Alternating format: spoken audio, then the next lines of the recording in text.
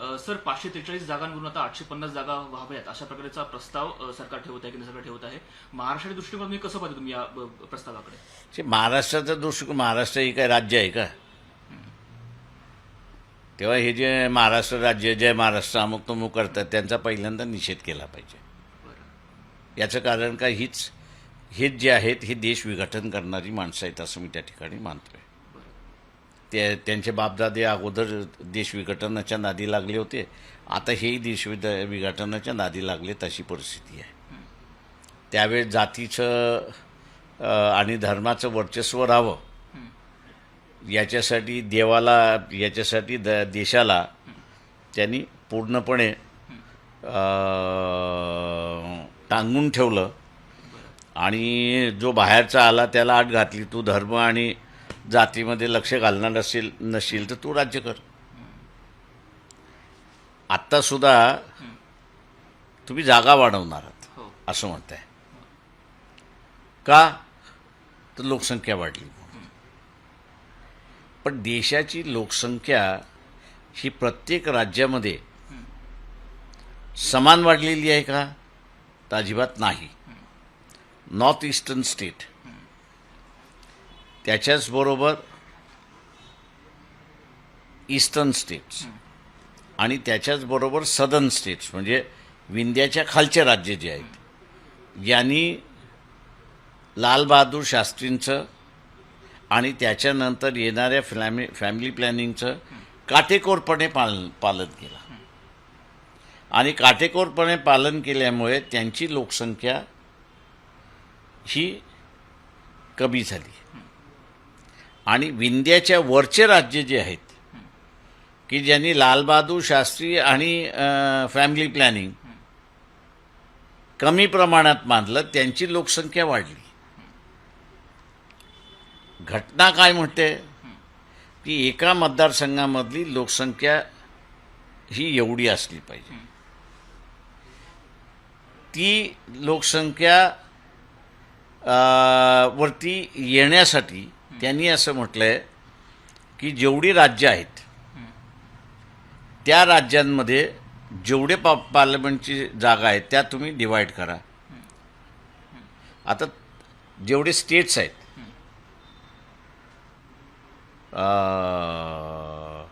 त्या 850 जागा ज्या आहेत त्या डिवाईड होतील.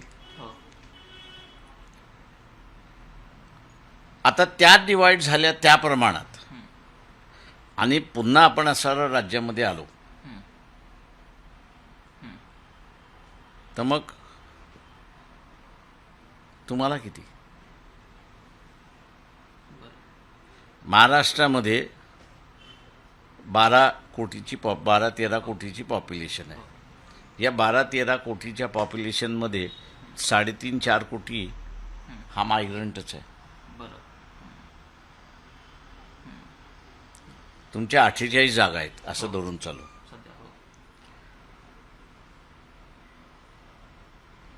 आता हा मायग्रंट गेला बाहेर आणि तुमच्याकडची पॉप्युलेशन 10 कोटीवरती आली, तुमचं नुकसानच आहे. तसं जे सदर्न स्टेट्स आहेत, दक्षिणेतले राज्य जे आहेत, ते दक्षिणेतले राज्य हेच म्हणतात आहेत की आम्ही शासनाची पॉलिसी केल्यामुळे, राबवल्यामुळे तुम्ही आम्हालाच्यावरती आता सारा अन्याय करणार आहात का? तुम्ही आता अन्याय करणार आहात का आमच्यावरती? आणि हा अन्याय मी असं म्हणतोय केला आणि झाला तर देशाचं बाल्कनायझेशन व्हायला सुरुवात होणार आहे.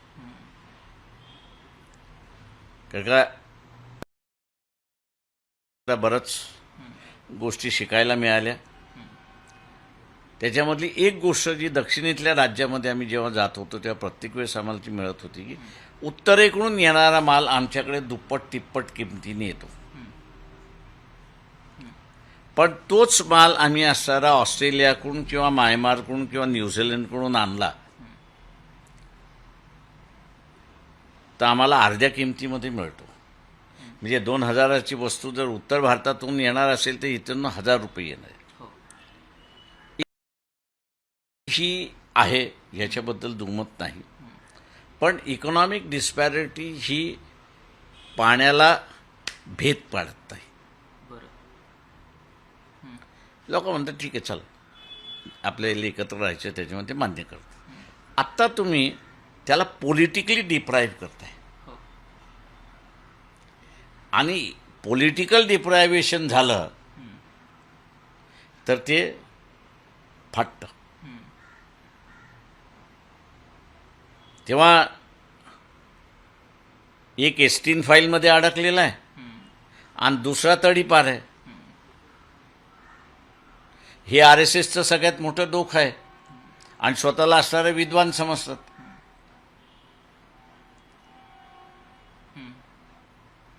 देशाचं बाल्कनायझेशन करायला निघालेले आहेत. तेव्हा इथल्या विचारवंतांना माझं आव्हान आहे की धर्म आणि जातच किती अडकायचं हे त्यांनी ठरवावं, पण देशाचं बाल्कनायझेशन थांबवायचं आहे का ह्याचा पहिल्यांदा त्यांनी विचार करावा. येत्या काळात वंचित बहुजन आघाडी कशा प्रकारे भूमिका घेईल आणि कसा विरोध करेल? ते आम्ही असणारा ही जी आमच्याकडची जी सगळी इंटेलेक्च्युअल खाद्य जे आहे आणि त्याचा परिणाम करणारं जे काय ते आम्ही सामान्य माणसापुढे मांडणार. बरं. दुर्दैवाने असं आहे की इथला सवर्ण विचारवंत असेल, जातीने वर्चस्व ठेवणारा जो आहे तो वंचितला मतदान करायला तयार नाही. त्याची मानसिकता नाही आहे आणि मानसिकता नसल्यामुळे त्याला आता एसटीमध्ये पंतप्रधानाचं नाव आल्यानंतर या देशातला गृहमंत्री तडीपार होत आहे तरी त्याच्यातलं त्याचं वाईट वाटत नाही. पण त्याचं एकमेव इथल्या सगळ्या जात वर्चस्व धर्म वर्चस्वांचं एक की कुठल्याही परिस्थितीमध्ये वंचितवाले सत्तेमध्ये येतात, म्हणजे वंचित समूह हा सत्तेमध्ये येता कामा नये. अशी जी परिस्थिती आहे त्या परिस्थितीमध्ये आम्ही लोकांना उजागर करण्याचं माहिती. देखिए सवाल सीट बढ़ने का नहीं है. सवाल ये है कि नॉर्थ एंड साउथ ये जो डिवाइड है, विंध्या के नीचे और विंध्या के ऊपर, इस डिवाइड को आप कैसे संभालोगे, ये सबसे बड़ा सवाल है. मेरे ख्याल से कॉन्स्टिट्यूंट असेंबली में इस डिबेट होने के बाद डॉक्टर राजेंद्र प्रसाद और डॉक्टर बाबा साहब अम्बेडकर जो चेयरमैन थे, इनका एक डायलॉग हुआ और वो डायलॉग मैं मान के चलता हूँ कि मैंने पार्लियामेंट में जब था तो उसको एक बुकलेट के रूप में उसको पब्लिश किया गया है. बोले अभी इस फिलहाल की परिस्थिति में हम लोग ने इसको संभाल लिया है, लेकिन चेतावनी ये थी कि आगे इसको कैसे आप संभालोगे. सवाल ये है उसकी वजह से कि उन्होंने कहा था कि साउथ इज प्रोग्रेसिव और विंध्या के ऊपर उतना प्रोग्रेसिवनेस नहीं है, एटीट्यूड भी नहीं है, मतलब जो दिमाग होना चाहिए वो दिमाग भी नहीं है. और इसी की वजह से देखा जाएगा तो लाल बहादुर शास्त्री का फैमिली प्लानिंग की योजना जो आई और उसके बाद में हर सरकार ने उसको आगे ले गई. सदर्न स्टेट्स जो है उन्होंने पूरी तरह से इम्प्लीमेंट किया. विंध्या के ऊपर के राज्यों ने उसको उतना ही इम्प्लीमेंट नहीं किया. नॉर्थ ईस्टर्न स्टेट्स जो है उन्होंने उसको इम्प्लीमेंट किया. ईस्टर्न स्टेट्स जो है उन्होंने उसको लागू कर दिया, जिसमें उड़ीसा और वेस्ट बंगाल आते हैं. सवाल ये है, ये जो डेमोग्राफिक बदलाव आ चुका है, मतलब लोक संख्या के मुताबिक सदर्न स्टेट की पॉपुलेशन उतनी बड़ी नहीं कि जितनी विंध्या के ऊपर के राज्यों की बड़ी है। आप इसको कैसे एड्रेस करेंगे, ये सबसे बड़ा सवाल है। आपने सीटें तो बढ़ा दी, अब सीटें बढ़ाने के बाद वो पॉपुलेशन के हिसाब से चलेगा क्या? क्या भैया एक जो संविधानिक है, संविधान यही कहता है कि संविधान यही कहता है कि हर कॉन्स्टिट्यूंसी की पॉपुलेशन इतनी होनी चाहिए। अब मान लो आपने डिसाइड कर लिया कि भैया एक राज्य की जो पॉपुलेशन है वो कम से कम 10 करोड़ है, ऐसा मान के चलते हैं। आपने उनको जो है वो 50 सीटें दे दी, तो 10 करोड़ डिवाइडेड बाय 50, जो क्वोशंट आएगा वो वोटर होगा। अब मान लो जिस स्टेट की पॉपुलेशन 20 करोड़ है उसको तो डबल मिल गया। जो सदर्न स्टेट जो चिल्ला रहे हैं कि अभी एक बैलेंस है कि जिसके मुताबिक जो है वो हम लोगों को लूटा नहीं जाएगा, इसकी गारंटी है। लेकिन अब ये हो रहा है कि ये अगर बदलाव आया तो हम लूटे जाएंगे, और अगर हम लूटे गए तो देश में रहने का फायदा क्या है? ये मैं हवा में नहीं कह रहा हूं। Food and drugs committee parliament में होते समय मैं उसका मेंबर था, और सदर्न स्टेट्स को हम लोग जो है वो फूड एंड ड्रग्स, फूड के बारे में उनकी यहाँ जो कमियां होती थी तो उसके बारे में हम लोग गए। तो एक इंटरेस्टिंग बात वहाँ पर एक ऑर्गेनाइजेशन, नाम नहीं लूँगा, लेकिन उस ऑर्गेनाइजेशन ने हमारे सामने रखी, और वो ये कहा कि पंजाब का जो गेहूँ हमारे पास आता है, ये चावल जो हमारे पास पंजाब से आता है,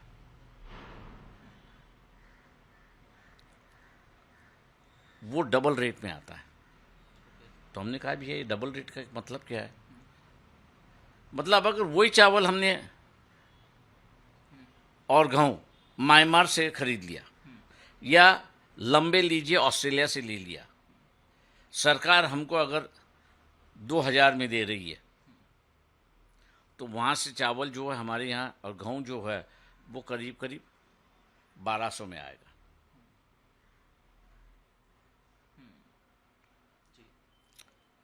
तो ये डबल रेट हो गया। फिर भी हम इसको बर्दाश्त कर रहे हैं। अब ऐसा रहा कि ये फाइनेंशियल मैटर था, इसलिए तुमने दबा दिया। मतलब लोगों ने स्वीकार कर लिया, ठीक है भैया देश में रहना है, सबको इकट्ठा रहना है, तो जो ट्रांसपोर्टिंग कॉस्ट है वो ट्रांसपोर्टिंग कॉस्ट देना होगा। तो मैंने उनसे पूछा कि भैया ये सस्ता क्यों?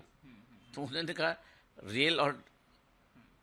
रेल कॉस्ट ज़्यादा है और शिपिंग कॉस्ट कम है।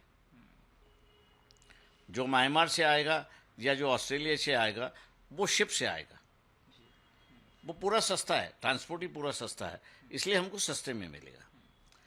आप उसको अगर पॉलिटिकल से जोड़ दे रहे हो, पॉलिटिकल पावर से, और डिप्राइवेशन जो है वो राजनीतिक सत्ता उनको डिप्राइवेशन कर रहे हो, तो कहीं ना कहीं तुम्हें मुझे खतरा दिखाई देता है। तड़ीपार होम मिनिस्टर है और आरएसएस जैसे बेवकूफ़ ऑर्गेनाइजेशन ने पूरी सत्ता उनके हाथ में दे दी है। तो ये तो देश का कवाड़ा है, बैंकरप्सी है, बाल्कनाइजेशन है।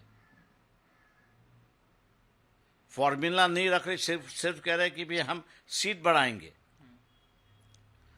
ठीक है, आप सीट बढ़ाओगे, उसमें कोई ये नहीं है, लेकिन रेशियो कहाँ बढ़ रहा है? मेरे दादा ने, बाबा साहब अम्बेडकर ने, ब्रिटिश के ज़माने में ब्रिटिश की पॉलिसी क्या होती थी वो उसको उन्होंने अच्छे शब्दों में कहा। उन्होंने ये देखा कि मुसलमानों की दाढ़ी हिंदुओं के हाथ में रहे, मुसलमानों की दाढ़ी हिंदुओं के हाथ में रहे और हिंदुओं की चोटी जो है वो मुसलमानों के हाथ में रहे, ताकि दर्द के मारे दोनों ठीक ठाक रहे।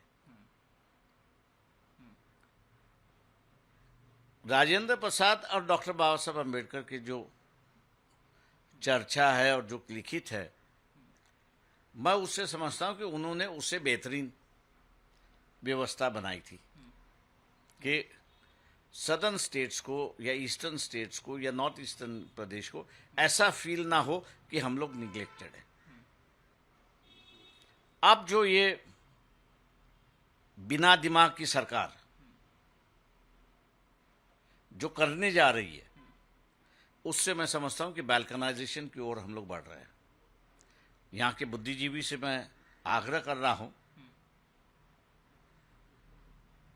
आप कुंभकर्ण की नींद में मत जाइए। इस इशू को लेके पूरा डिबेट होना चाहिए कि सदर्न, ईस्टर्न, नॉर्थ ईस्टर्न जो इलाका है, कश्मीर का जो इलाका है, जम्मू एंड कश्मीर का इलाका जो है, उसको हम लोग कैसे आश्वासित करें कि पॉलिटिकली आप बैल्कनाइजेशन नहीं होंगे। ये मैं समझता हूं कि जब तक हम लोग ये पॉलिटिकली बैल्कनाइजेशन की बात को जब तक हम लोग सामने नहीं रखते और उसका सुझाव जब तक नहीं निकलता, तब तक मैं मान के चलता हूं कि ये जो फ्रीज रखा है सीटों पर, वो रखना चाहिए, ऐसा मैं मान के चलता हूं, क्योंकि वो पॉलिटिकल बैलेंस है और हर किसी को विश्वास है कि इस पॉलिटिकल बैलेंस की वजह से हम लोगों के यहाँ न्याय मिलता रहेगा। वंचित बहुजन आघाड़ी इस पर क्या भूमिका पेश करेगी और विरोध जताएगी? देखिए, मैं यहाँ से लोगों से कहूँगा कि वो वंचित बहुजन आघाड़ी को